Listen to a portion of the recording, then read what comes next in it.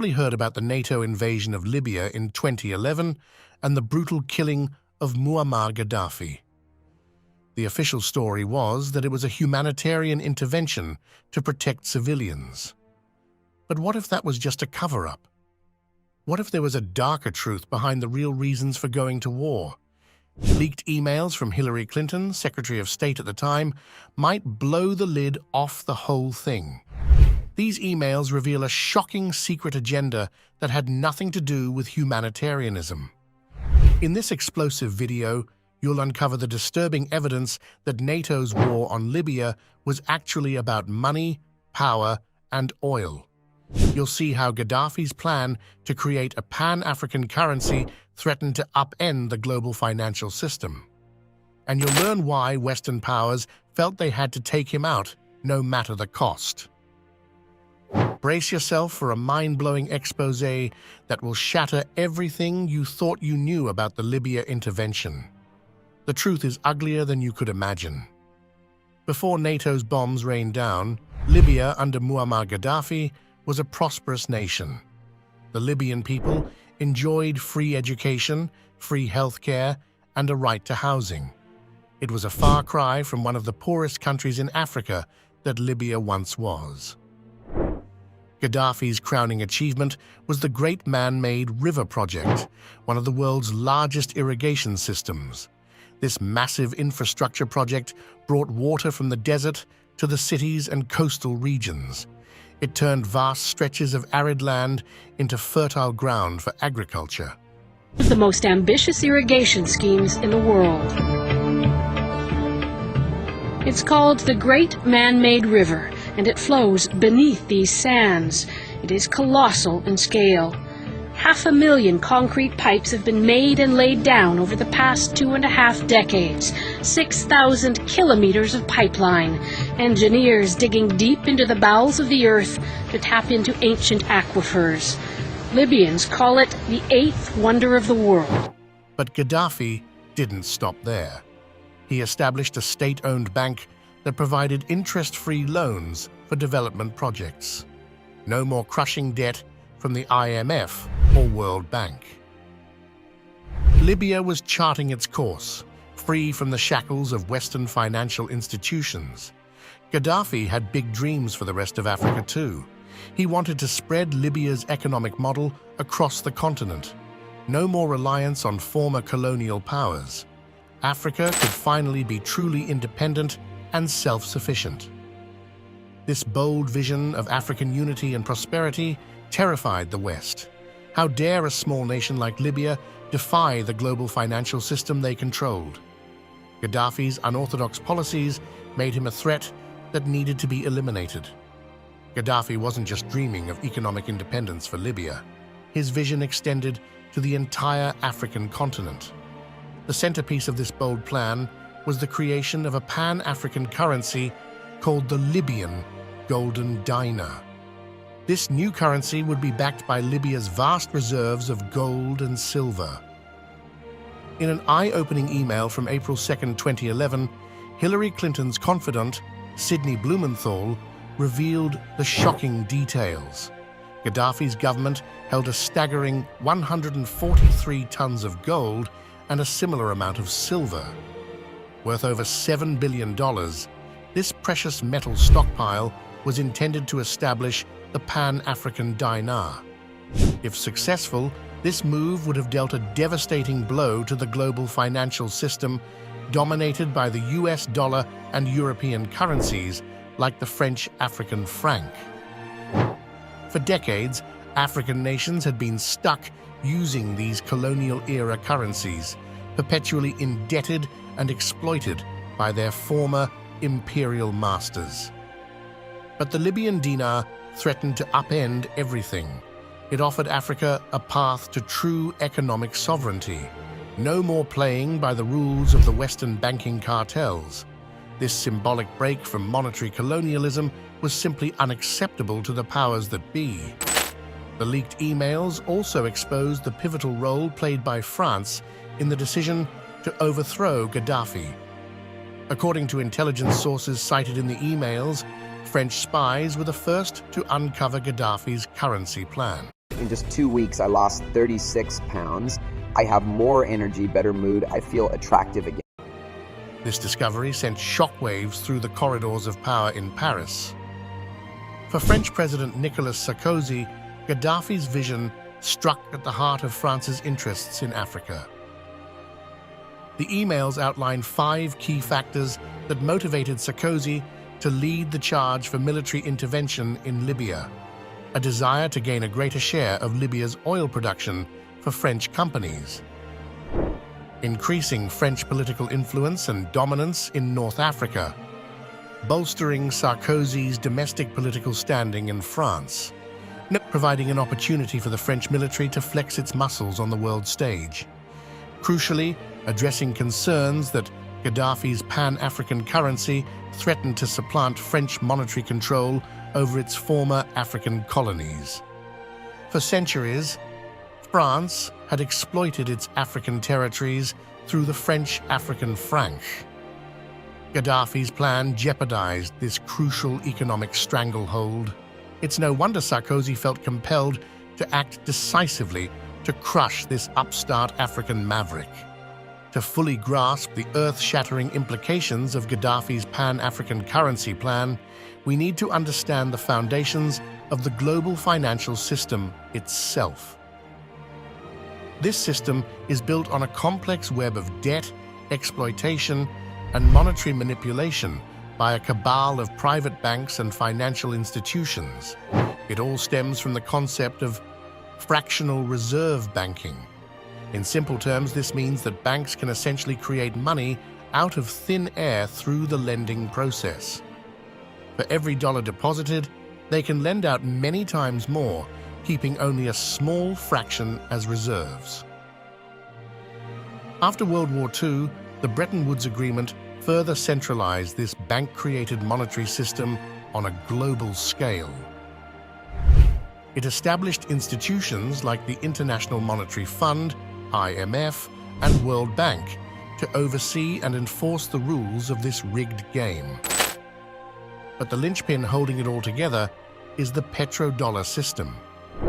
Since the 1970s, global oil trade has been denominated exclusively in US dollars. This artificial demand for dollars allows the US to perpetually accumulate debt while exporting its inflation to the rest of the world.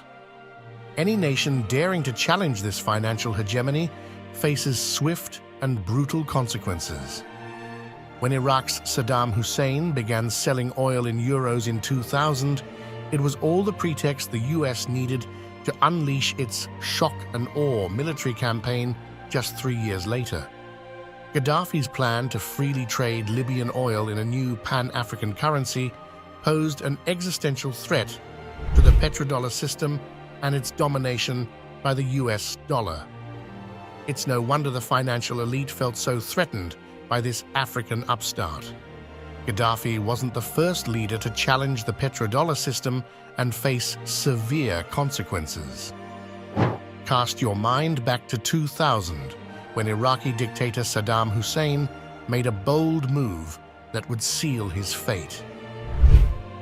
Hussein announced that Iraq would no longer accept US dollars for oil payments, instead demanding payment in euros. This direct threat to the global dominance of the dollar set off alarm bells in Washington. How dare a defiant nation like Iraq undermine the very currency that underpinned American economic might? Within 3 years, the US had cooked up dubious claims about weapons of mass destruction and launched its catastrophic invasion of Iraq in 2003.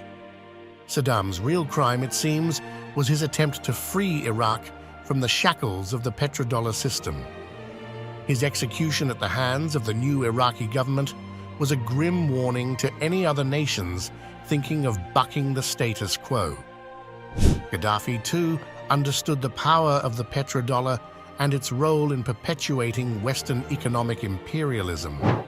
In the years leading up to the NATO intervention, he had begun making moves to distance Libya from this rigged system. Libyan oil was increasingly being sold in currencies other than the dollar, chipping away at the currency's artificially inflated power. But Gaddafi's most audacious plan was the creation of the Pan-African Golden Dinar. If this currency had taken root across the resource-rich African continent, it could have sparked an unprecedented shift in global financial dynamics.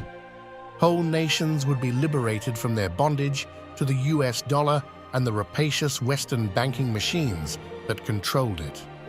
This wasn't just about Libya, it was a direct challenge to the entire existing global financial order that had kept Africa impoverished and subservient for centuries. No wonder the financial elite viewed Gaddafi as such a grave threat to their dominance. With the legions of NATO warplanes raining down devastation, it quickly became clear that the stated humanitarian objectives were a mere fig leaf.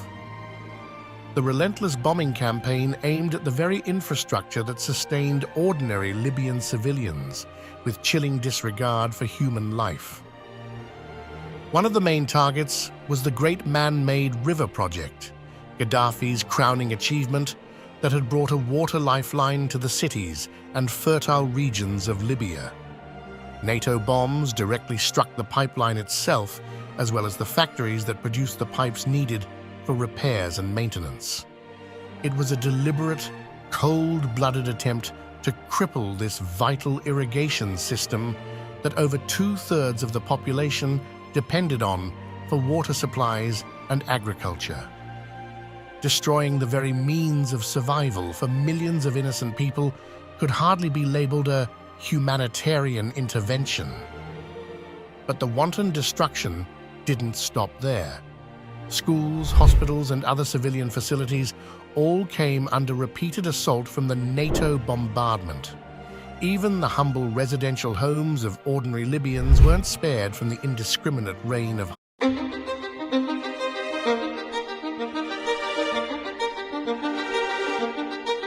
high explosives. In a bitter twist of irony, it was the NATO forces themselves who were responsible for many of the civilian casualties they claimed to be preventing. Hospitals overflowing with wounded civilians stood as grim testament to the reality on the ground. As the Libyan writer Maximilian Forte observed, it was NATO's intervention that arguably tilted the scales in favor of a new breed of human rights violators who would make Qaddafi seem tame. So much for protecting human rights and freedoms. What the leaked emails revealed was that this massive civilian suffering wasn't just an unfortunate byproduct of the war. It was an intentional tactic to punish the Libyan people for the unforgivable crime of nurturing dreams of independence and self-determination under Gaddafi's leadership. Humanitarianism had nothing to do with it. As the full extent of NATO's wanton destruction in Libya became clear, one expert voice cut through the fog of war with a chilling assessment. Professor Maximilian Forte, in his meticulously researched book, Slouching Towards Ceuta, laid bare the intervention's true objective: to disrupt an emerging pattern of independence and a network of collaboration within Africa that would facilitate increased African self-reliance. In other words, Gaddafi's grand vision of a united, self-sufficient Africa posed an existential threat not just to the global financial order, but to the very ability of Western powers to continue exploiting the continent's vast natural resources and human capital. This revelation helps explain one of the most puzzling aspects of the Libyan conflict: the mysterious emergence of a rebel central bank just weeks after the fighting began. How could a ragtag group of insurgents so rapidly establish such a complex financial institution amidst the chaos of war? The answer, it seems, lies in the shadowy hand of foreign interests and their determination to preemptively disrupt any move toward true African economic sovereignty. A rebel central bank could swiftly reintegrate a post-Gaddafi Libya back into the very global financial system that the maverick leader had sought to escape. This wasn't just about Libya, however. The leaked emails expose how Gaddafi's Pan-African ambitions had sent shockwaves through the corridors of power in Paris, Washington, and other Western capitals. His dreams of a gold-backed African currency threatened to loosen the stranglehold that European powers like France had exerted over their former colonial territories for decades. Lurking behind the talk of human rights and democracy was an age-old story of imperial conquest and subjugation through economic domination. Africa's vast mineral wealth, bountiful oil reserves, and cheap labor represented a treasure trove ripe for continued plunder by the West. Any move toward genuine independence and self-determination had to be nipped in the bud, no matter the human cost. In the wake of NATO's military onslaught and the grisly lynching of Gaddafi himself, Libya was plunged into chaos from which it has yet to fully emerge. The nation fractured along tribal and regional lines, descending into a protracted and bloody civil war between various militias and factions vying for power. Far from the promised democracy and freedom, ordinary Libyans found themselves trapped in a nightmarish cyclone of violence, lawlessness, and human rights abuses on a staggering scale. Reliable reports from groups like Amnesty International and Human Rights Watch documented widespread torture, arbitrary detentions, kidnappings, and extrajudicial killings becoming the new normal. In a bitter irony, it was the very NATO-backed rebel forces that were often responsible for some of the worst atrocities, the same forces sold to the world as liberators and champions of human rights. As a grim reminder of this reality, thousands of detainees, including children, languished in squalid prisons without access to proper judicial review. All of this unfolded against a backdrop of economic devastation and institutional collapse. The country's vast oil wealth and economic potential lay in ruins, coming to resemble more of a failed state than the prosperous, self-reliant nation Gaddafi had fought to build. Yet in the face of such catastrophic human suffering, the very leaders who had green-lighted the military intervention engaged in a nauseating victory dance. Hillary Clinton's boastful, "We came, we saw, he died" statement, delivered with a callous cackle, encapsulated the utter disregard for Libyan lives on display. Her premature victory lap seemed ripped straight from the pages of imperial hubris. It echoed the misguided pronouncements of past Western leaders convinced of their civilizing burden to uplift the so-called barbarians. Except this time, it was NATO firepower, not the white man's burden, that had systematically demolished a once ورحمة الله وبركاته. معكم الطفل هنا أبو حلوم. أنا من بيت لا يتمدد. prosperous nation. Amidst the fog of war and propaganda, the leaked Hillary Clinton emails stand as a damning smoking gun, exposing the true motives behind NATO's intervention in Libya. These candid communications shed harsh light on the real forces driving the decision to unleash hell on Gaddafi's regime. In email after email, there is barely a whisper of humanitarian concern or outrage over alleged atrocities. Instead, discussions revolve coldly around money, oil, and raw geopolitical self-interest. Toppling Gaddafi is framed as a means to an end, entrenching Western financial and resource domination over the entire African continent. It's a brutal revelation that upends the lofty rhetoric used to sell the Libyan war to the public. Grand talk of freedom, democracy, and human rights was merely a fig leaf, barely concealing the hard-nosed pursuit of power and profit.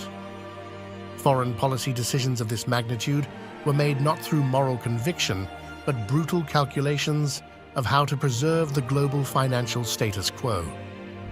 The lessons of Libya should serve as a chilling wake-up call to any nation daring to challenge the existing world order. The obliteration of Gaddafi's regime was a message written in blood, any serious threat to Western economic domination would be met with overwhelming military force. For the people of nations like Iran, Venezuela, or any other resource-rich country dreaming of economic independence, the implications are grave. Attempts to forge new financial systems or abandon the petrodollar could be construed as grounds for violent intervention under the pretext of humanitarianism, and the threat extends beyond just alternative currencies. Any ideology or model that challenges Western-style capitalism and debt-based financing could find itself in the crosshairs. The restructuring of global trade routes and control over vital resources. No economic chessboard is too big or too small when the empire's interests are threatened. Worryingly, the leaked emails reveal just how entrenched and systemic this mindset is within the foreign policy establishment. An entire cast of influencers, from career bureaucrats to brazen corporate lobbyists, stands ready to persuade, cajole, and apply pressure to defend their vested interests worldwide. The ugly truth laid bare in the Clinton emails should disturb anyone who values peace, self-determination, and human life over the naked pursuit of money and power. Libya's destruction was not a humanitarian intervention, but a mercenary campaign fueled by oil, gold, and the desperate need to preserve U.S. financial hegemony. Moving forward, we must scrutinize official narratives peddled by the political elite and mass media with clear eyes. Hidden motives often underpin even the most well-packaged military actions. Critical thinking is our greatest weapon against being misled into supporting unjustified